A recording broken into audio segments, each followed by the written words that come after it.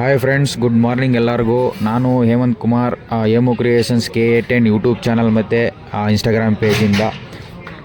ಇವತ್ತು ನಾನು ತೋಟಕ್ಕೆ ಬಂದಿದ್ದೆ.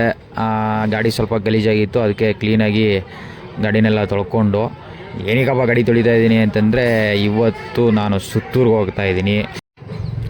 ಗಾಡಿ ಕ್ಲೀನಾಗಿ ತೊಳೆದು ಒರೆಸಿ ಅದಾದಮೇಲೆ ಮೇವು ಕಟ್ಕೊಂಡು ನಾನು ನಮ್ಮೂರ ಕಡೆ ಹೊರಟೆ. ಆಮೇಲೆ ಲೈಟಾಗಿ ಟ್ರಿಮ್ ಮಾಡಿಸ್ಕೊಂಡು ಸ್ವಲ್ಪ ಚೆನ್ನಾಗಿ ಕಾಣೋಣ ಅಂತ ನಾನು ಸುತ್ತೂರು ಕಡೆ ಹೊರಟೆ. ಎಂಟ್ರಾದೆ ನೋಡಿ ಸುತ್ತೂರಿಗೆ. ಜನ ಅಂತೂ ತುಂಬ ರಶ್ ಇದ್ದಾರೆ. ಹಾಗೆ ಎಲ್ಲ ಡೆಕೋರೇಷನ್ಸ್ಗಳೆಲ್ಲ ತುಂಬ ಚೆನ್ನಾಗಿ ಮಾಡಿದ್ದಾರೆ ಈ ಸಾರಿ.